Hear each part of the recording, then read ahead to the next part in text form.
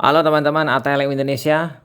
Nah, kali ini kita bahas soal-soal tryout ya untuk uji kompetensi teknologi laboratorium medik sebanyak 10 soal di channel ATLM Indonesia. Bagian 116 yaitu kita bahas mengenai kimia klinik sesi 7 untuk kedalaman D3 atau D4 teknologi laboratorium medik.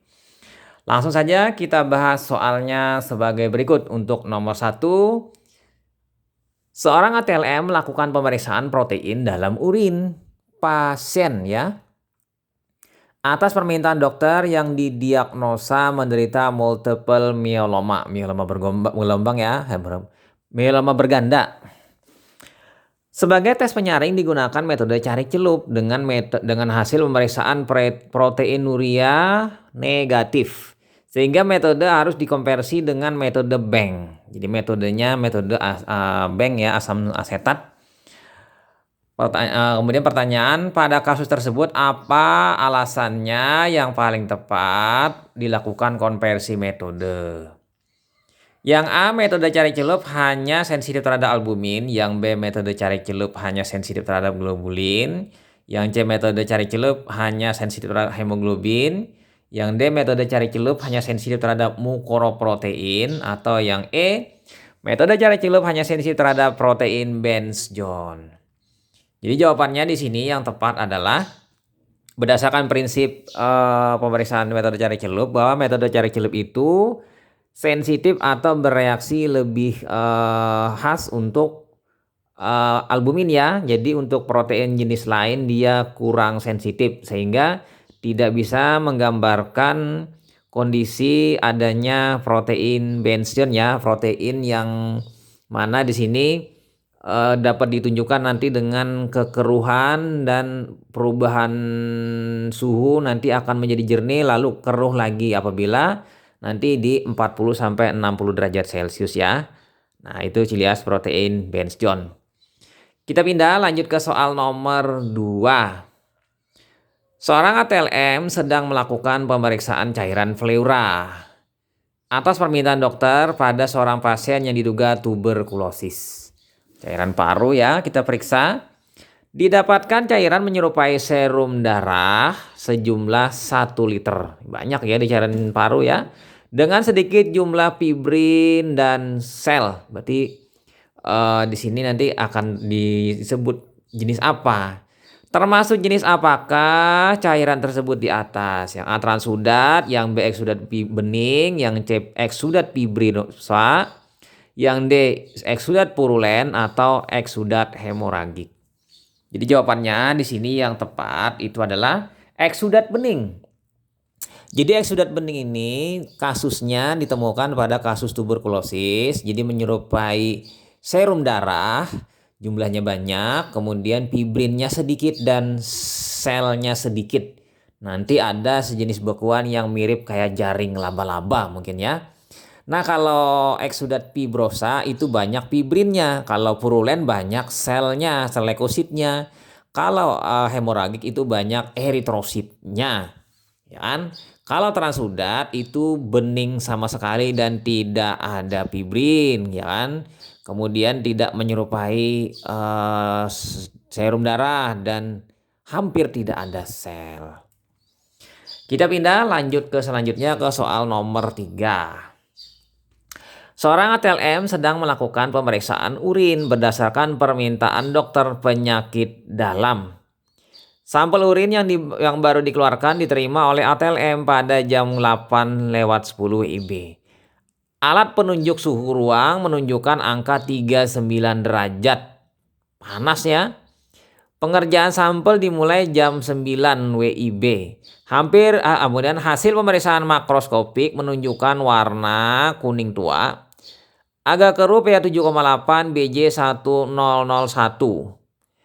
Sekarang pertanyaannya, parameter apakah yang paling terpengaruh secara berarti oleh keadaan di atas? Yang A bilirubin, yang B glukosa, yang C benda-benda keton, yang D sel, atau yang E bakteri. Nah, berdasarkan analisa soal tadi, apabila bakteri tidak terpengaruh. Kenapa tidak terpengaruh? karena itu tidak mempengaruhi dari kondisi BJ-nya ya, BJ-nya 1001, itu BJ Aquades. BJ Aquades ini berpengaruh ke sel. Sel akan mengalami kerusakan. Eritrosit akan mengalami bengkak hingga terbentuk ghost cell ya. Karena BJ-nya mendekati BJ Aquades atau ini sudah dekat sekali dengan BJ Aquades 10001. Nah, ini ya. Jadi di sini sel-sel yang terpengaruh. Kemudian sebenarnya untuk benda-benda keton itu juga sebenarnya terpengaruh juga, cuma tidak begitu kentara. Untuk glukosa tidak juga karena waktunya belum 1 jam. Sementara bilirubin ini tidak terpengaruh karena memang tidak terkena papar cahaya langsung. Oke, langsung kita pindah ke soal nomor 4. Seorang pasien wanita berusia 35 tahun, ya kan? Telah 1 bulan yang lalu melahirkan seorang bayi kembar secara alamiah. Telah 1 minggu ini ia mengeluh demam dan setiap buang air kecil mengalami panas di daerah organ kelamin. Diagnosa ibu tersebut mengalami ISK, infeksi saluran kemih. Dokter menganjurkan untuk melakukan pemeriksaan urinnya ke laboratorium. Pertanyaannya, spesimen urin seperti apa yang memenuhi persyaratan untuk pemeriksaan ini? Yang A urin pagi, yang B urin 24 jam, yang C urin sewaktu, yang D urin postprandial, atau yang E urin porsi tengah. Jadi jawabannya kalau ada kasus-kasus dengan infeksi saluran kemih, itu paling ideal menggunakan urin porsi tengah. Ya mirip-mirip seperti urin porsi 2 gelas 3 gelas. Jadi berkemih dibuang yang pertama, lalu yang ditampung yang di tengah. Ya kan seperti itu ya. Kalau urin pagi ya tidak mungkin, kalau urin 24 jam tidak mungkin, kalau urin sewaktu ya tidak mungkin lagi. Postprandial ya tidak cocok, ini untuk glukosa. Oke ya, yang idealnya porsi tengah, tapi kalau memang tidak bisa, mungkin bisa menggunakan urin yang jenis lain, tapi paling ideal urin porsi tengah. Kita pindah lanjut ke soal nomor 5. Oke, masih teman-teman di channel ATM Indonesia. Seorang ATLM sedang dinas pagi di sebuah laboratorium menerima pasien seorang ibu hamil berumur 24 tahun dengan riwayat mempunyai penyakit liver. Dokter meminta pemeriksaan fungsi liver. Liver nih ya, biasanya liver. Parameter apakah yang biasa digunakan untuk mendiagnosa penyakit di atas? Yang A, trigliserida, yang B, kolesterol, yang C, GOT, garis miring GPT, atau yang D, uric acid, atau yang E, urium. Jadi kalau untuk penyakit liver atau penyakit hati, faal HEVAR itu pemeriksaan awalnya adalah menggunakan GOT, GPT atau AST, ALT ya. Kalau yang lain tidak ya. Kalau untuk kolesterol trigliserida ini untuk lemak, kemudian asam urat ini untuk yang kasus hiperurikemia ya kan, yang nyeri-nyeri persendian karena asam urat tinggi. Sementara ureum ini untuk fungsi ginjal.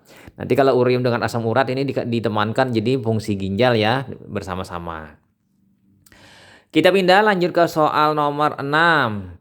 Saat urin disimpan lama tanpa menggunakan pengawet, salah satu akibat dari penyimpanan tersebut adalah terganggunya analisa secara makroskopik, khususnya pengamatan warna urin.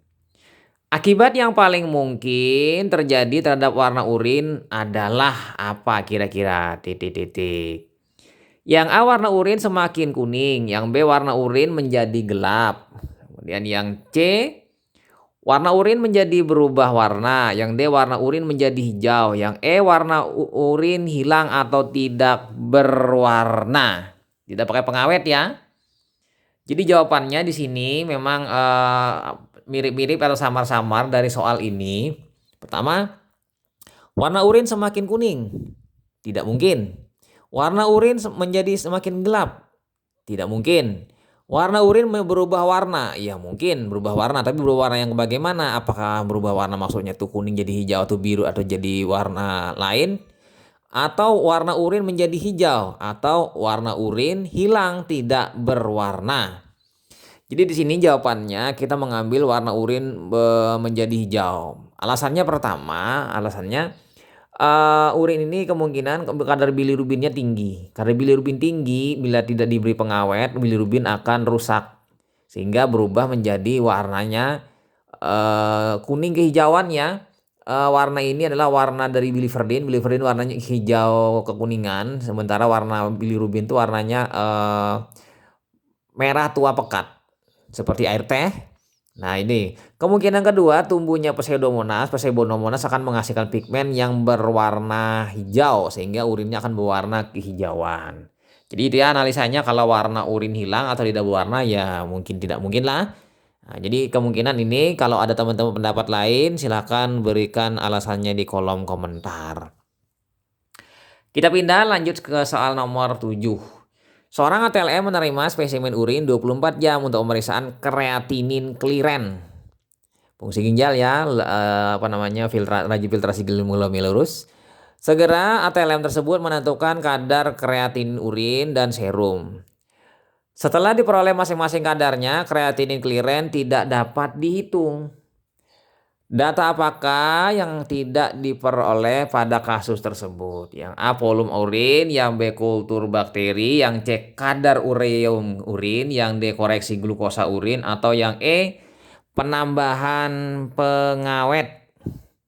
Jadi di sini jawabannya yang tepat itu adalah harus ada data volume urin, karena volume urin ini diperhitungkan untuk banyaknya diuresis per mililiter per menit ya. Nah ini jadi di situ nanti juga luas penampang tubuh perlu, tinggi badan, berat badan ya kan. Nanti ada juga tabel normogram. Kita pindah lanjut ke selanjutnya soal nomor 8. Seorang ATLM sedang melakukan pemeriksaan profil lipid dari seorang pasien penderita jantung koroner yang tidak puasa. Pasiennya tidak puasa ya. Spesimen serum didapat sangat keruh terutama bagian atas. ATLM tersebut melakukan pemeriksaan kolesterol total, tinggi serida dan HDL. Pemeriksaan LDL diputuskan dilakukan secara langsung. Apa alasan pemilihan metode tersebut? Yang A, kadar trigliserida sangat tinggi, yang B, keterbatasan rumus Pritwell, yang C, alat otomatisasi yang terkalibrasi, yang D, metode langsung lebih valid, kalau yang E, pasien tidak puasa. Jadi jawabannya di sini yang tepat itu adalah kadar trigliserida sangat tinggi, ya kan? Mungkin ya jawabannya juga yang B, keterbatasan rumus Pritwell. Rumus Pritwell mengatakan bahwa kadar trigliserida yang sangat tinggi di atas dari 400 tidak bisa dilakukan penghitungan LDL dengan cara rumus tersebut. Jadi di sini jawabannya boleh A atau boleh B. Yang mana yang paling ideal mungkin silakan teman-teman memberikan kolom komentar. Tapi kalau saya sih berpikir kadar trigliserida dulu yang tinggi. Kalau sangat tinggi berarti rumus Pritwell tidak bisa digunakan. Nah jadi itu yang benar ya. Lanjut kita pindah ke soal nomor 9. Seorang ATLM sedang melakukan pemeriksaan kolesterol total dari seorang pasien penderita hepatitis akut. Pasiennya hepatitis akut, periksa kolesterol. Ceritanya nih, pemeriksaan dilakukan menggunakan metode enzimatik. Setelah dilakukan pipetasi dan waktu inkubasi terlihat warna merah jingga sangat pekat pada senyawa kompleks yang terbentuk. Pertanyaannya, apakah yang harus dilakukan oleh ATLM tersebut? Yang A, mengencerkan spesimen 10 kali, yang B, menambahkan larutan pereduksi, yang C, menghitung faktor standar kolesterol, yang D, mengkoreksi terhadap kadar bilirubin, yang E, menghitung panjang gelombang maksimum. Jadi jawabannya di sini yang tepat yang saya pilih adalah mengkoreksi terhadap kadar bilirubin. Mengingat penderita hepatitis akut itu kadar bilirubinnya tinggi sehingga mempengaruhi warna dan warnanya akan lebih merah ya kan dengan adanya bilirubin. Itu satu ya. Tapi saya berasumsi lain lagi, karena apa? Pemeriksaan kolesterol 1000 mikroliter reagen dengan 10 mikroliter serum warna yang diberikan oleh bilirubin itu tidak mengaruh karena perbandingannya 10 banding 1000, jauh sekali, kecuali 1000 dengan 100 mungkin memberi warna, ya kan? Tidak begitu memberikan warna yang signifikan. Nah, sementara di sini analisa lain, pasien hepatitis akut ini belum tentu dia kadar bilirubinnya tinggi, karena pasien hepatitis akut itu ada dua, ada yang ikterik dan non ikterik. Nah, mungkin teman-teman bisa melihatnya nanti di di literatur, karena beberapa kasus yang saya temukan di lapangan bahwa kadar AST ALT-nya itu mungkin sudah 1200 atau 1100, tapi dia tidak kuning, tidak bilirubinnya tinggi. Ada juga seperti itu, tapi ada juga yang 800, 400 tapi sudah kuning. Jadi di sini analisanya yang kemungkinan adalah mengencerkan spesimen serum.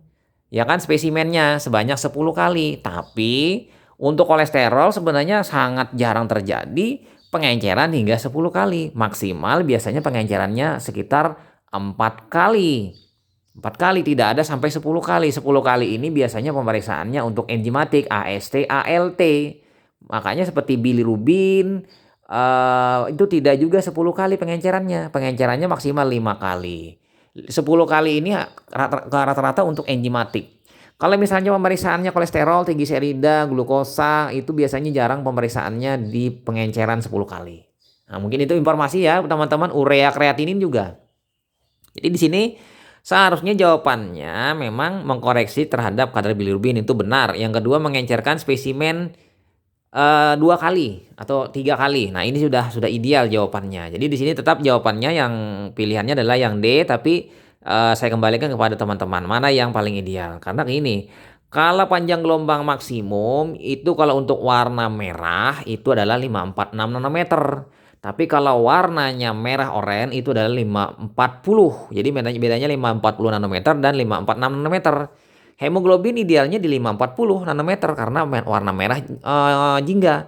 Tapi kalau glukosa, kolesterol itu memang benar-benar warna merah, dia harus di 546. Walaupun tidak ada perbedaan, kedua-duanya boleh dipakai di 546 atau 540 nanometer. Serapan maksimum ya. Kalau menghitung faktor standar kolesterol, jadi saya rasa tidak mungkin. Untuk menambah ratusan reduksi ya tidak mungkin juga. Nah, jadi kira-kira itu ya jawabannya. Yang benar itu adalah yang D, tapi opsinya adalah yang mungkin A juga bisa jadi pilihan. Kita pindah lanjut ke soal selanjutnya, soal nomor 10. Seorang pasien menderita diabetes mellitus, meminta pemeriksaan glukosa puasa sesuai dengan permintaan dokternya. Pasien tersebut meminta kepada ATLM untuk mengambil darah kapilernya dan menolak pengambilan darah dari vena yang biasa dilakukannya. Setelah spesimen didapat dan dilakukan pemeriksaan terhadapnya, ya kan? Pada lembar hasil dicatat bahwa darah diambil dari kapiler. Pertanyaannya, apa alasan pencatatan tersebut? Yang A, kadar glukosa kapiler lebih tinggi dari vena. Yang B, pasien dalam keadaan lama puasa. Kemudian yang C, pasien meminta dengan baik-baik. Yang D, standar prosedural laboratorium. Yang E, dokter pengirim menyetujuinya. Jadi jawabannya di sini yang benar adalah yang A. Kadar glukosa kapiler lebih tinggi dari vena. Jadi dengan alasan asumsi seperti ini ya. Kita yang idealnya sebenarnya glukosa itu anggap dari arteri kan. Arteri ini stabil. Begitu dia berdifusi, bergeser ke arteriol, ke kapiler. Di kapiler ini terjadi proses yang namanya pengambilan energi kan dari glukosa yang dibawa oleh sirkulasi darah tadi bersama dengan pengambilan oksigen kan. Nah, di kapiler ini masih tinggi, tapi begitu sisa-sisa metabolismenya kan diangkut oleh vena, sehingga vena ini adalah pembuluh balik atau pembuluh yang membawa sisa-sisa metabolisme. Nah, jadi makanya kadar glukosa darah kapiler ini lebih tinggi ketimbang dari vena ya. Nah, kira-kira seperti itu mungkin ya alasannya. Oke, lanjut kita pindah. Wah, sudah selesai. Sorry ya. Jadi sampai di sini kita ada 10 soal ya sudah kita bahas. Jangan lupa subscribe baru yang baru bergabung, kemudian nantikan soal lainnya teman-teman ya. Untuk nanti kita bahas lagi selanjutnya di seri selanjutnya. Semoga materi yang kita bahas kali ini bermanfaat dan barokah bagi kita semuanya. Salam kompetensi dan salam ATL Indonesia. Semoga teman-teman mendapatkan nilai tertinggi dan lulus uji kompetensi. Sampai jumpa. Bye.